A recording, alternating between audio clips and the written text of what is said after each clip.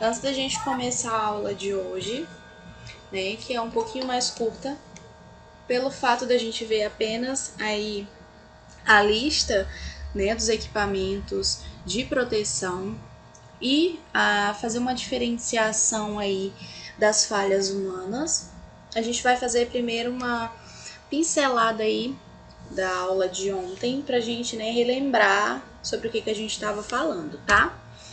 Então nós começamos a aula de ontem falando aí sobre o que é a segurança do trabalho, né? Que a segurança do trabalho a gente também pode chamar de segurança ocupacional, né? Aonde vai ser aí um conjunto, né, de tecnologias, de ciências que visam aí promover uma proteção, né, do trabalhador. Então aí o objetivo, né, dessa segurança ocupacional é tentar aí avaliar, identificar esses riscos, né, controlar essas situações de risco para proporcionar aí um ambiente de trabalho saudável, né, um ambiente de trabalho que não ofereça riscos aí para os seus trabalhadores, tá? Então esse aí é o objetivo, né, desse conjunto de meios oferecidos pela segurança ocupacional. E dentre essas atividades, né, que a segurança do trabalho realiza, nós temos 3 que se destacam, que eu até falei para vocês que anotassem, que é uma questão de prova.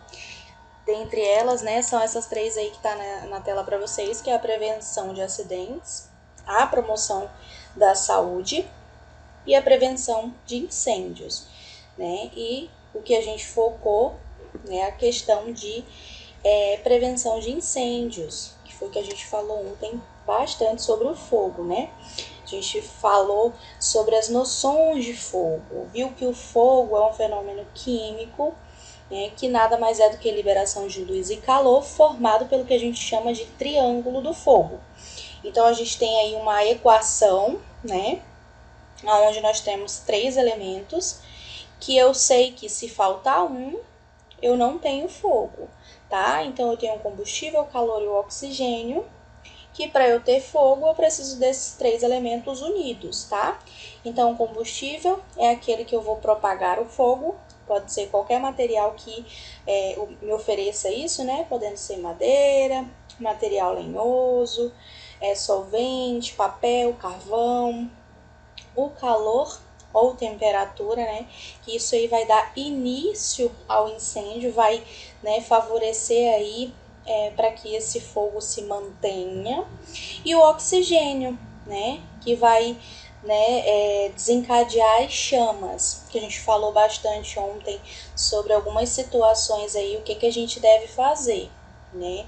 Aonde quando a gente tem chama, a gente deve acabar com o oxigênio. Como que a gente acaba com o oxigênio?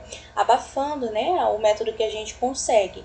Então, jogando água em algumas situações, em vez de acabar com o fogo, às vezes a gente pode, né, aumentar. Por quê? A água contém oxigênio, né? E o fogo, ele também precisa aí de oxigênio para ele se manter. Então a gente precisa entender aí quais são as situações, né, para a gente poder inibir e acabar com o fogo, tá? Tá todo mundo me ouvindo direitinho? Minha internet tá funcionando bem?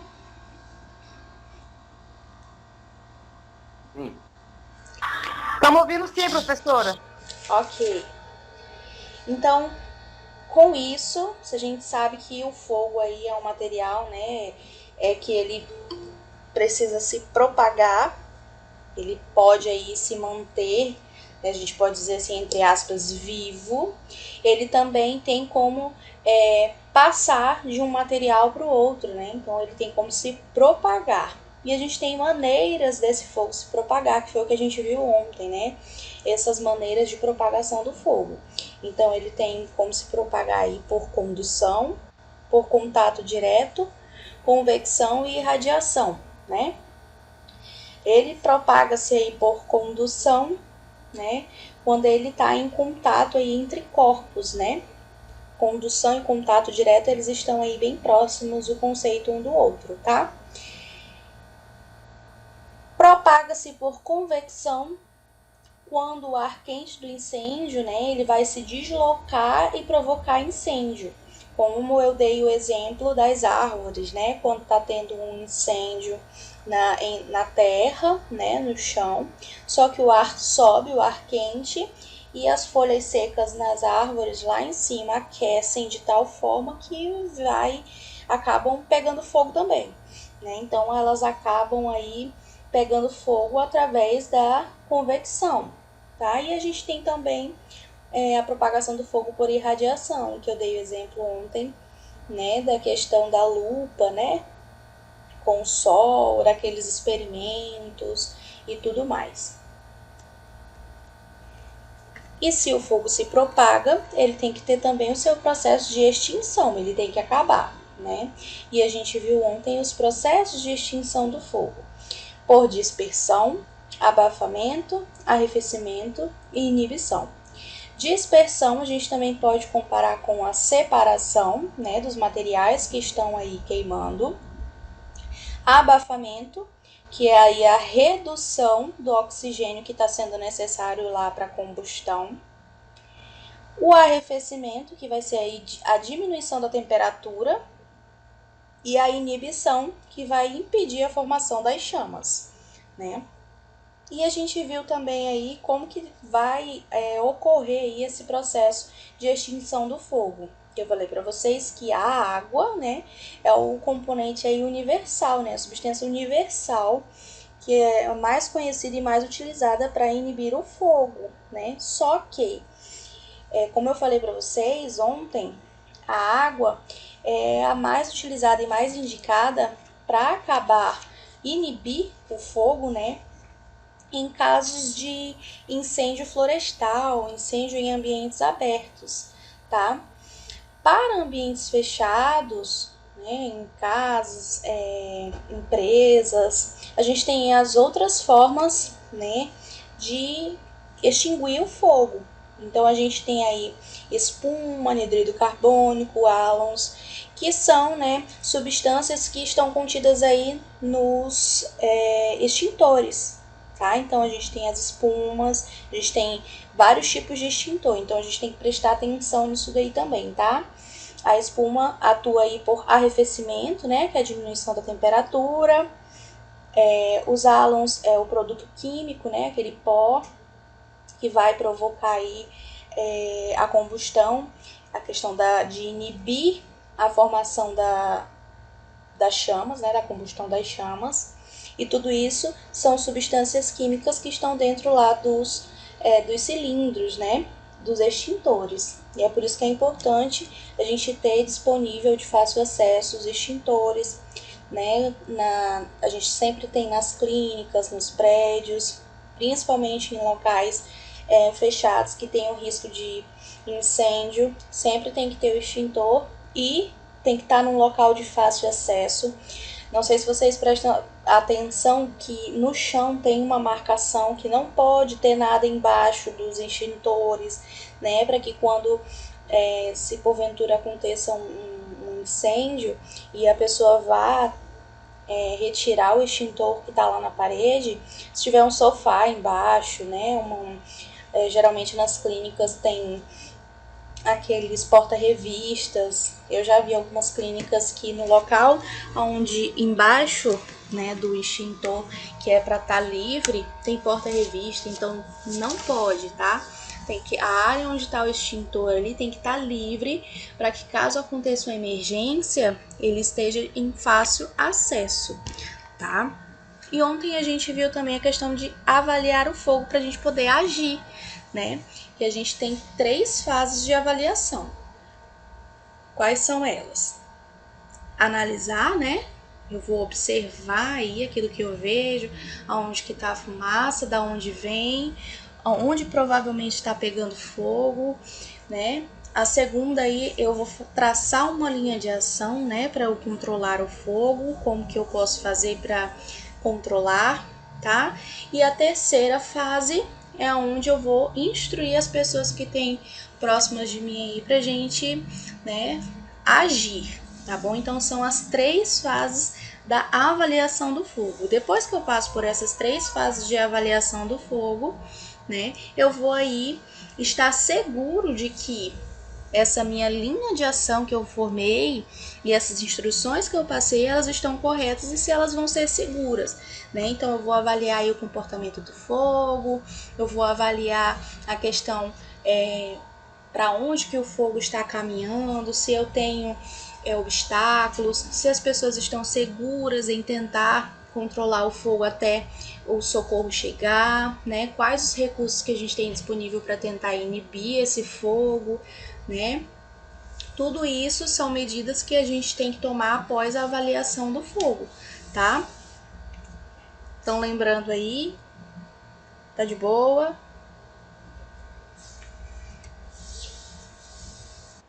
Tá tranquilo, né? Bola pra frente, professora! Então vamos lá. Então aí, ó, a gente tem os 6 pontos criteriosos que a gente tem que fazer após a avaliação do fogo, né? Que é esse passo a passo aí, né? De avaliar o comportamento do fogo, se as pessoas estão seguras, né? A ameaça à propriedade, se não tem risco de desmoronamento, esse tipo de coisa, tá? E aí a gente começou a falar sobre o que a gente vai dar continuidade hoje, né? Os equipamentos de proteção. Eu falei ontem sobre equipamentos de proteção individual e equipamentos de proteção coletivo, né? Onde a gente tem as normas regulamentadoras que vão falar um pouquinho sobre eles pra gente. Inicialmente, ontem a gente falou sobre risco e perigo e a diferença entre eles, né? Se eu tenho que usar um equipamento de proteção, significa que existe, né, um perigo aí. Se eu tô tendo que me proteger é porque tem algum risco. E qual que é a diferença entre risco e perigo? O risco vai ser a probabilidade de alguma coisa acontecer e o perigo, né, são as condições que vão contribuir para que esse acidente aconteça, para que esse risco aumente, tá? Então, eu dei até o exemplo que atravessar a rua, você está correndo um risco, né? Ao atravessar, você corre o risco de ser atropelado. Mas você atravessar a rua fora da faixa de segurança, né? Você está aí contribuindo para que esse risco seja maior ainda, tá? Então, é nisso daí que vocês têm que pegar o exemplo para entender a diferença de risco e perigo, tá? Aí a norma regulamentadora 10 vem falando pra gente aí, né, além de risco e perigo, vem falar pra gente sobre os equipamentos de proteção individual e coletiva, né? Os equipamentos de proteção coletiva, como o nome já tá falando aí, é uma proteção coletiva. Então, geralmente, eles são para impedir o acesso da comunidade, né, a um local de risco, tá? E o equipamento de proteção individual é aqueles específicos e adequados para aquele tipo de trabalho que o profissional está realizando, tá? Então, geralmente cones, a gente vai ver exemplos de equipamento de proteção coletiva, mas cones, por exemplo, é um exemplo de quê? É um EPI ou um EPC? O que vocês acham?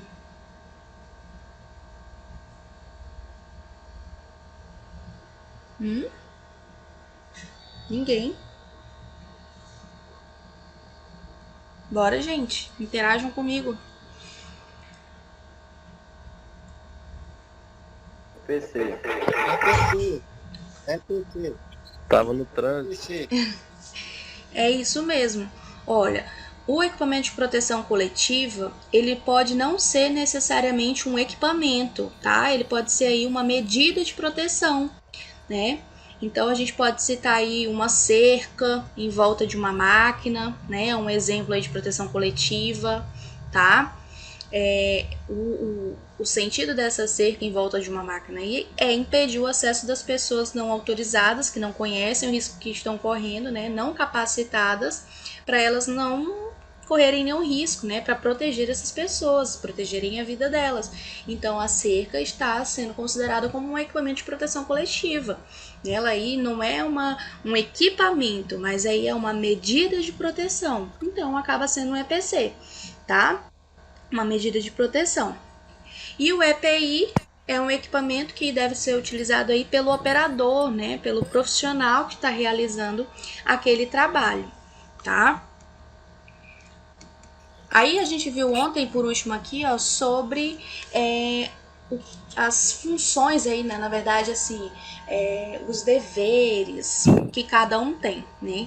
Que cabe aí à empresa, né, fornecer aí os empregados gratuitamente os equipamentos de proteção individual, né? Claro que adequado ao risco em que aquele profissional está correndo, né? Então, o empregador ele tem que oferecer, né, o equipamento adequado para aquela atividade que ele vai realizar, tem que exigir que o funcionário utilize, né? Ele vai orientar, vai treinar o funcionário dele sobre o uso adequado daquele equipamento. Se o funcionário dele perder, né, for danificado, for, né, quebrou, sei lá, aconteceu alguma coisa com o equipamento daquele funcionário, ele vai ter que substituir imediatamente. A empresa tem que se responsabilizar pela manutenção daquele equipamento, né?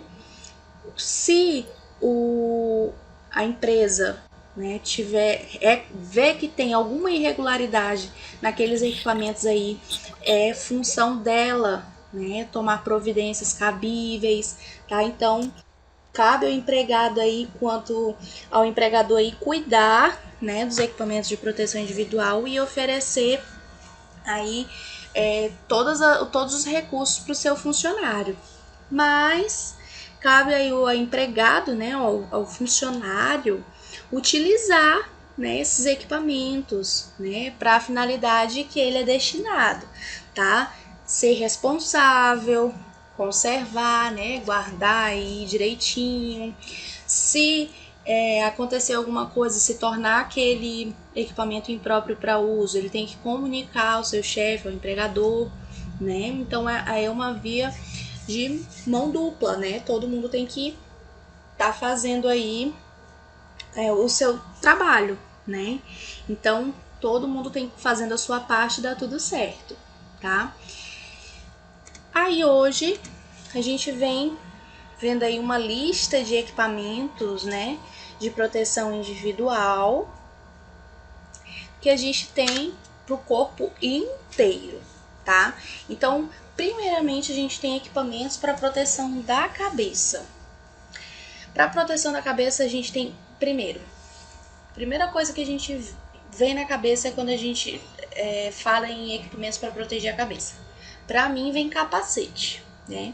Só que a gente não tem só um tipo de capacete, a gente tem aí proteção contra impacto, né? A gente tem aqueles capacete para motoqueiro, capacete para pessoal que trabalha em obra, né? Para proteger aí se cair alguma coisa de alturas, né? Para não machucar aí a cabeça. Tem capacete aí para proteção contra choque elétrico, tá? Tem capacete para proteção do crânio e da face contra agentes térmicos, né? Aqueles capacetes que vêm aí com proteção lá para ficar quando você entra num local muito, muito quente ou muito frio, né? Então a gente tem vários tipos aí de capacete. Temos também ainda na proteção da cabeça capuz, ou que a gente pode chamar de balaclava. Gente, tudo isso que eu tô falando tem na apostila de vocês, tá? Aqui no slide tem só uma lista, mas na apostila tem tudo. A gente tem capuz ou balaclava, né? O capuz vem aí para proteção do crânio, da cabeça, só que ele vai se estender aí para proteger também o pescoço, tá? E aí ele também vem protegendo aí riscos de origem térmica, né? Que pode ser para coisas muito quentes ou frias, contra respingos de produtos químicos, né? Contra agentes abrasivos e escoriantes, tá? Então a gente usa aí o capuz para proteger não só a cabeça, mas o pescoço. Percebam que quando a gente fala no capuz, a gente não tá mais falando aí de impactos, tá? O capuz, ele não vai substituir o uso do capacete. ele vai mudar a sua função um pouquinho, tá bom? EPI para proteção dos olhos, né? Dos olhos e da face, do rosto, tá? A gente tem primeiramente aí os óculos, e a gente também tem uma infinidade aí, né, de tipos de óculos aí para proteger. Então a gente tem óculos aí contra impactos, né? A gente tem óculos para proteger contra luminosidade intensa, por exemplo, aquela galera que trabalha com solda, né? Além de ter o protetor facial, que está na próxima parte da lista que eu vou falar para vocês, utilizam óculos que protege contra a luminosidade, né? Que a luz é muito forte. Tá? A gente tem óculos aí que protege contra a radiação ultravioleta, contra a radiação infravermelha, né? Então a gente tem vários tipos de óculos de proteção. O protetor facial também vem aí nessa mesma diferenciação. Vem contra impacto de partícula, radiação infravermelha, luminosidade intensa, né? Então, o protetor facial e o óculos vem aí mais ou menos no mesmo caminho, só que um é somente, né, para os olhos e o outro protegendo todo o nosso rosto, tá? E aí, como um anexo, a gente tem a máscara de solda, né? Que é como eu estava falando para vocês, que protege todo o rosto contra aquelas partículas, né? Que voam aí, a luminosidade intensa, que é bem intenso, né? Quem trabalha com solda, tá? Continua ok a internet, se cair vocês me avisam, tá? Equipamentos para proteção auditiva, né? Para os ouvidos. Então, a gente tem aí também algumas variações. Então, a gente tem aí, ó, protetor auditivo para proteger aí, né, os níveis de pressão sonora, né? Aí, tanto para pressões sonoras aí superiores, aquelas que a gente suporta, né? Quanto aquelas que são mais baixas, então pressões muito altas ou pressões muito baixas, a gente tem essa variação aí, tá? Equipamentos de proteção respiratória. A gente está utilizando diariamente, a gente está se habituando aí a utilizar um tipo de EPI, né? Todos os dias para a gente sair, a gente precisa estar utilizando uma máscara, né? Então, a máscara, ela vem aí, está dentro desse quadro aí de proteção respiratória, tá? Então a gente tem aí a máscara contra poeira e névoa, contra fumos, né? Contra radionuclídeo, né? A gente tem aí contra filtros de material particulado, contra partícula, contra gases, vapores. Então a gente tem aí aquelas máscaras que são aquelas que vão proteger a gente, que tem uma proteção aí, né? Que a gente pode dizer assim, de um nível mais baixo até níveis mais elevados, tá? Que a gente vem aí com um respirador purificador de ar motorizado, que é contra poeira, né, radionuclídeo, contra gases, vapores, tá? A gente tem respirador de adução de ar. Não sei se vocês conhecem aquelas máscaras. Quem assiste bastante filme, aqueles filmes de guerra, que tem explosão e fica só poeira, aquela coisa toda, e fica aquelas máscaras bem grandonas assim no rosto, que fica só uns respiradores, dois assim, para um lado e para outro, aquelas máscaras bem grandonas, né, que dá para entrar até em locais assim, que tem, que são locais tóxicos, né. Então é como eu tô falando, são máscaras aí de níveis, desde que protegem em níveis mais baixos até em níveis mais altos, tá? Então a gente tem EPIs de proteção respiratórias aí de várias situações, tá? Como os respiradores de fuga, que são essas de situações de emergência, né? Que é essas que eu tava falando para vocês. Aí a gente tem também os equipamentos de proteção individual para proteger o tronco, né? Que seria aqui a parte do abdômen, tá? Então a gente tem as vestimentas, né? Também com essa variação. A gente tem para proteger sobre riscos de origem térmica, ou seja, para calor ou para frio.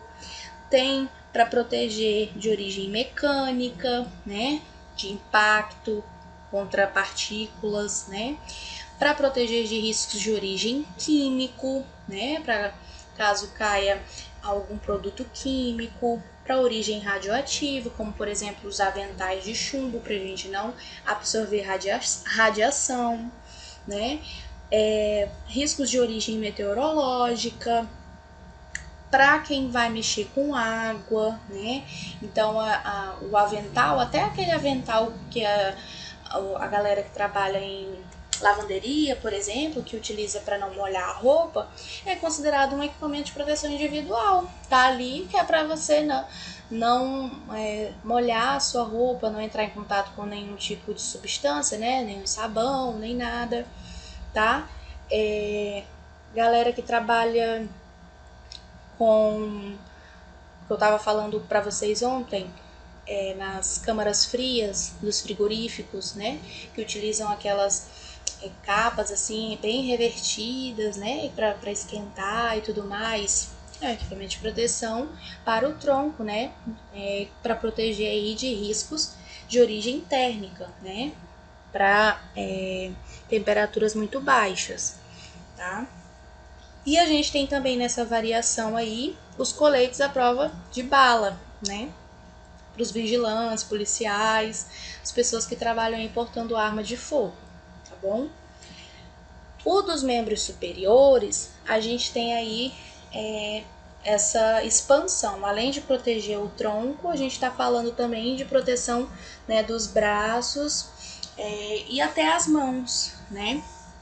Que a gente vai falando aí, por exemplo, quando a gente utiliza o jaleco, quando a gente fala para os alunos irem para o estágio, usar o jaleco, a gente não fala para os alunos que tem que ir para estágio utilizando jaleco, ou os profissionais da saúde utilizam jaleco, não é simplesmente porque é o uniforme deles porque é bonitinho. Não, o jaleco é um equipamento de proteção individual. É por isso que o jaleco tem que vir, né, até a altura do joelho. O jaleco adequado ele tem que ser de manga longa, porque a gente está entrando em contato com o paciente, né, e ele vai proteger para que a gente não, se o paciente espirrar, se tiver sangue, né, e vá, em vez de entrar em contato com a nossa pele, entra em contato com o jaleco, né? Então, está considerado aí um equipamento de proteção individual para proteção dos membros superiores, tá? Então, a gente tem aí essa variação também, além da questão das luvas, né? Que vai também proteger as mãos, que está inclusa aí nos membros superiores. A gente tem as luvas desde aquelas para procedimentos, né? Que a gente chama de luvas de procedimentos, desde aquelas para proteger açougueiros, né, que é para agentes cortantes, perfuro-cortantes, luvas que protegem de choque elétrico, luvas que protegem a gente da questão térmica também, né, que vai mexer com coisas muito quentes ou muito frias, tá? Que vai mexer com agentes químicos, né? Então a gente tem toda essa variação aí também para luvas dos membros superiores, aliás, braços e mãos, tá? Além das luvas de proteção aí para radiação ionizante. A gente vai ver em mais matérias aí à frente todos os equipamentos de proteção individual da radiologia. E na radiologia a gente tem equipamento aí para o corpo, né? Então, assim, se a gente vai fazer um exame da mão, a gente tem que proteger o resto do corpo, né? Então, o certo é a gente usar um avental de chumbo, né? Um avental plumbífero, que é o que impede a radiação entrar em contato com o resto do nosso corpo, tá? Então, a gente tem proteção aí na radiologia para a mão, para a tireoide, que é uma glândula que a gente tem, eu posso dizer para vocês assim, no pescoço, tá? A gente tem óculos de proteção, né? Protetor de gônadas, que fica na região da cintura, vamos dizer assim. No momento eu ainda tô falando assim, meio que sem ser em termos técnicos com vocês, tá? Então a gente tem todos esses tipos de equipamentos de proteção, todos feitos em chumbo, né? Que é o que protege da radiação ionizante, tá? Aí, além de ter, né, desses equipamentos de proteção dos membros superiores, a questão das mangas, né? Para proteger aí, como eu estava falando para vocês, de pingar alguma coisa, né? Agentes térmicos para frio, para calor, tá? As braçadeiras, dedeiras, tudo isso. E para os membros inferiores, também, da mesma forma, né? Para proteger aí também de frio, de calor, para não cortar, se cortar, né? Cortar primeiro a calça, né? Para molhar, né? Usar a calça aí que tem a proteção térmica, né? Contra agentes de produtos químicos, né? Então, voltando aqui para nossa área da saúde, quando a gente manda os alunos, né? Olha, utilizem sapato fechado e tudo mais. Não é por beleza, tá? Proteção. Não é porque a gente está trabalhando na área da radiologia que a gente não vai pegar um paciente todo estrupiado lá.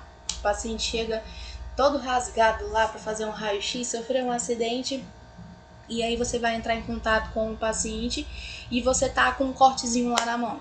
E aí? Você vai entrar em contato com o paciente, você vai pegar nele, então você tem que proteger do mesmo jeito, né? E vai que pinga lá no seu pé, você vai estar de chinelo e vai pingar lá no seu dedo? Não pode.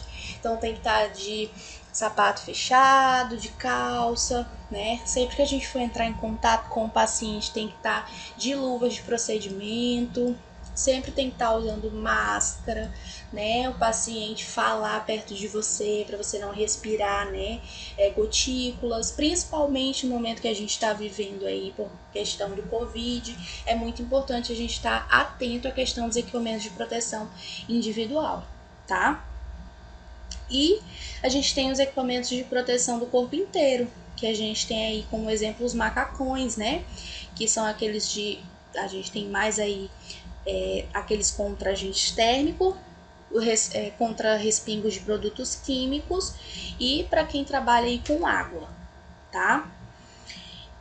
E por último, os equipamentos para proteção contra queda, né? Com diferenças de nível. Então a gente tem aqueles dispositivos trava-queda para quem trabalha aí em alturas, né? Quem trabalha com eletricidade nos postes, então utiliza aqueles cinturões, que também é um equipamento de proteção individual aí para altura, né? Então, pode utilizar isso daí, os dispositivos trava-queda ou o cinturão, tá? São exemplos de equipamento de proteção individual aí contra a altura. Tudo bem até aí? Ninguém dormiu? Tudo bem. Tudo tranquilo.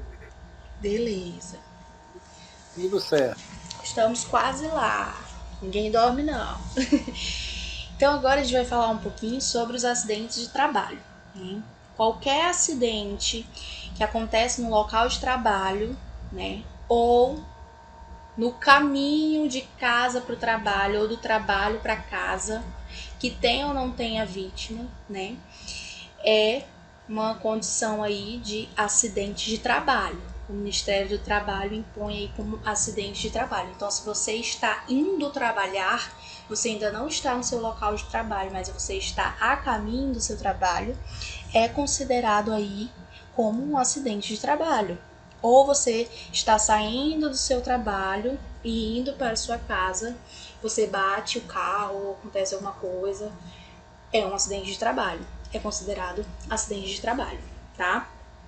Então, a prevenção aí ocorre aí por duas razões, né? A gente tem que se prevenir.